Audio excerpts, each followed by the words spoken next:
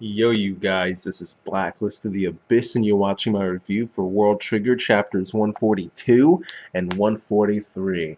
Alright, now, chapter 142, it's actually a pretty simple chapter. It really is. It's mixed in, it's mostly a flashback dealing with Kakizaki and his journey through Border, I guess you could say, mostly in the beginning stages of it, and then how it impacts the way he perceives himself and his team, and then how that ends up leaking into the match itself. Okay, it starts off with Zaki and Arashiyama. They're being introduced to the media as new members of Border, and they end up getting asked this question. They end up being forced to choose between their family and the citizens, okay, and who they would go to save first in case the neighbors attacked. All right, and Zaki, he doesn't know how to answer that. I mean, how can you answer that? It's your family. You know, it's your family with being a member of Border. How can you say that the citizens are your second priority? There's just no way to answer that question correctly. But Arashiyama, on the other hand, he just easily says his family. And he goes to explain, no, obviously I would check on my family first and to see if they're okay, because that's the entire reason I joined Border in the first place, to protect them and keep my family safe. But the second I confirm that they're safe, I'm going to save the citizens, because this they are why Border exists, you know. And the way he answered it, and like the charisma he had while he answered it, there was just nothing, I mean, you could really say, you know. And the way the skill that Arashiyama has in dealing with the media and doing all of this PR work, it made Zaki feel inferior in the sense that he just didn't he he doesn't think he's as good as he really is. He just thinks he's this guy who sucks pretty much at everything, including PR, which is why when it was decided that Arashiyama squad was going to become the PR squad, he left the team, because he just thought he wasn't a good fit for it, and instead he thought he could do better. He thought that he could do better on a different squad. They didn't have to do all the PR, which isn't saying much, because he thinks he sucks at that too. Um, I don't. He didn't intend to lead his own team. It was kind of pushed onto him, you know. And Monica just volunteered because she was told that he was looking to form his own team.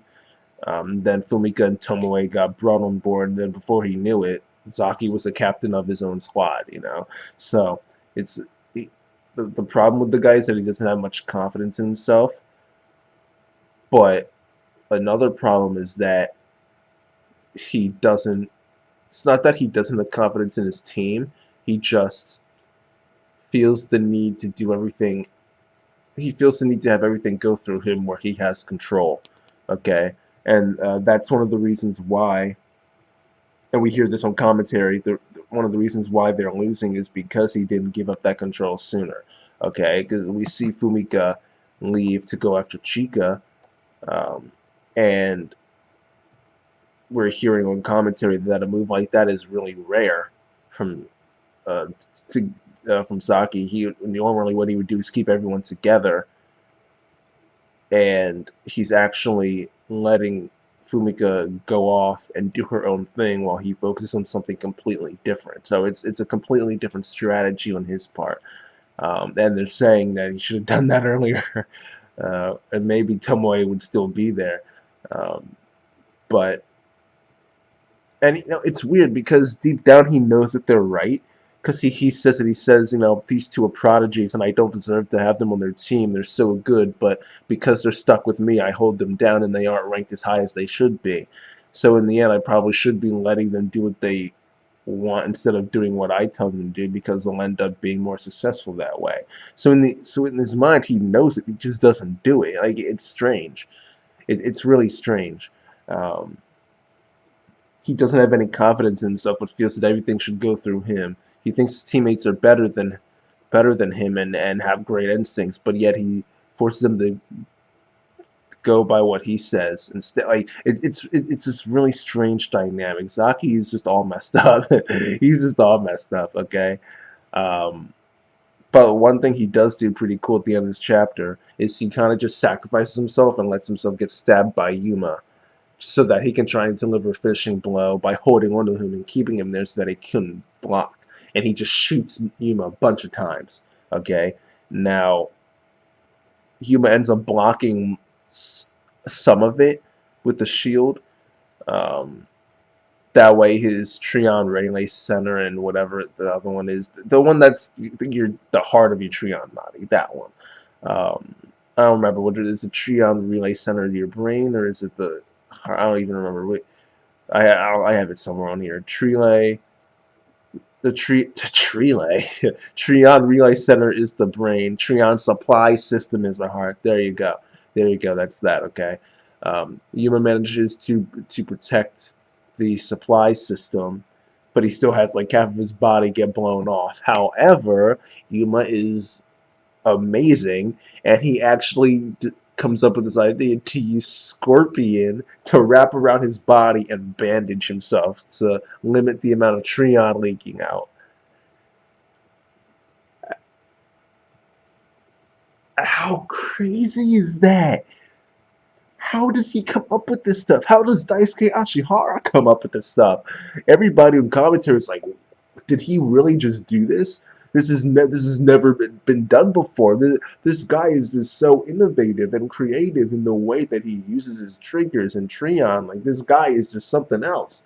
Like, and he is. It's so true. This guy is freaking great. Yuma is freaking awesome, yo. I mean, I couldn't believe it when I saw this. When I read that, I was like, I stood up in my seat and I was just like walking around in circles. Like, did he? Oh, I wasn't walking around in circles. That's a lie. I didn't do that much, but I did get out of my seat and just stare at my computer screen, just wondering, like, is this real life?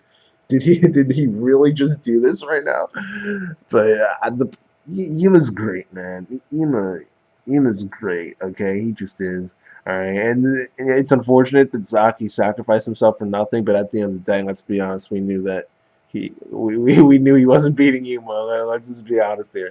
All right. But while this is going on, well, after this, Yuma ends up heading over to where Rock and what's his name, Yuta or something, and Katori, where they are. Okay, and Rock and Yuta, they try to get behind Osamu while Katori distracts him with some freaking cliche shonen villain lines, like attacking him for trying his best and believing in his dreams and stuff. Like, dude, like what is wrong with you? Really? Like, and multiple times in this chapter, she's talking about how she can't stand people like Osamu and people like Yuma, and she just can't stand them. Like, dude, like what's wrong with you? Like, honestly, I used to think that Katori just had a really bad personality, but now I'm starting to think that she's just a bad person in general. Like, actually. And then in the beginning of the chapter, she was messing with Rock, criticizing him for not doing anything. Like, what are you criticizing him for? What have you done? What have you done? Literally nothing. This entire match, all you've done is get your arm cut off and your leg cut off, tripping over wires and crap. You've done literally nothing in this entire match. And you're criticizing Rock? Like, what?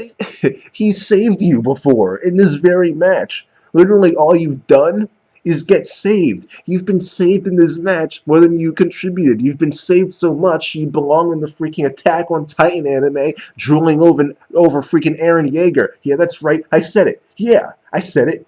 That's right. That's right. I said it. I just called her Mikasa Ackerman. Yeah.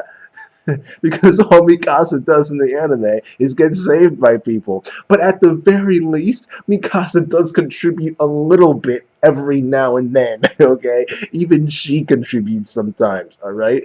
Katsuri doesn't contribute at all. At all. But she's supposed to be the ace. And she literally does nothing but get her limbs cut off and get saved by her teammates. What is this? Like, why does she act like this? Why is she so confident? Why is she so arrogant? This doesn't make sense. It's like this girl, she just gets under my skin, and I don't know why. I mean, I do know why, but I usually like characters like this who are pretty much villains, but for some reason she just gets under my skin. Oh my goodness, she's such a jerk. Like, she, I've never seen someone with such unjustified confidence. Well, I'm sure I have actually. That's a lie. I've probably seen plenty of people with unjustified confidence in themselves in anime and manga because she hasn't showed up in the anime. But you know what you got what I mean? Okay, she just gets under my skin. I like her, but I don't like her. Like it's weird. It's weird. I like her character, but I don't like her. Like, does that make any sense at all? Like, I think she's a decent character, and I think she's a good character. I want her to show up more, but I don't like her. It's so weird. It's so weird, dude. This doesn't even make sense. Well, I'll be seeing more of her next week because what ends up happening is that she fails at distracting Osamu, and Osamu ends up managing to trip Rock on one of the red wires, and then he finishes him off with some planted asteroid bullets. Then Yuma comes in, attacks Katori. Katori notices the wound that he has, and she's sitting there staring at it like, oh, if he bails out now, then Zaki gets the point, so I need to attack him. That way I get the point instead. But while she's sitting there thinking of that, Yuma's cutting off her arm, or her wrist, really. But it was her gun-wielding hand, so now she's lost that, unless she just, like, so now she's a one-armed, one-legged border agent, and she's gonna lose. She's gonna lose. I don't say she can win. She has no help now because freaking Yuta came in trying to help her, ended up getting shot by Osamu, so he bailed out too. So literally, it's the three people of Tamakoma 2 versus Katori and Fumika. That's it. Because Fumika was like she's inching closer and closer to Chika throughout this chapter, despite getting shot at. So there's a chance. There's actually a chance that Chika may end up getting taken out after all. There really is. But Katori though, she's screwed. She's screwed. Unless Fumika takes out Chika so fast and then makes it over to Katori so fast. You know, like that's the stat. If I were her, I wouldn't. I'd take out Chika and I'd sit there and wait for time to run out. That's what I would do. Why would I go? No, it doesn't make sense. Unless Yuma does end up bailing out because of Tryon loss, then I wouldn't even bother. I would just sit there and wait for time to run out. At the very least, Katori's done. There's even if Yuma bails out, Osamu's going to take her out easily because again, one leg, one arm. Not much she can do here. Not much. Okay, so she's screwed.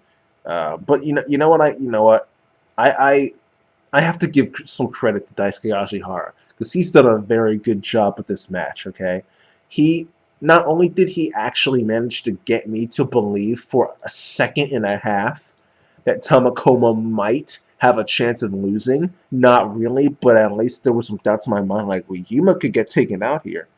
Shika could get taken out here, and then it's just Osamu, and Osamu could get taken out anytime.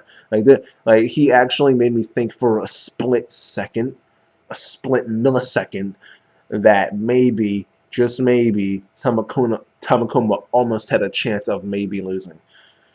Okay, but not only did he get me to think that, but he also created this believable way for Tamakoma to lose pretty much all of their people. There's a believable way for Yuma to lose now and bail out.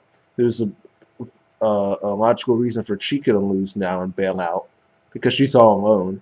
Because Yuma went to help Osamu instead of help her. Because at the end of the day, I mean, you get 1 point versus you get 3 points. I mean, that's just a decision he had to make. He was right in making that decision. He was right.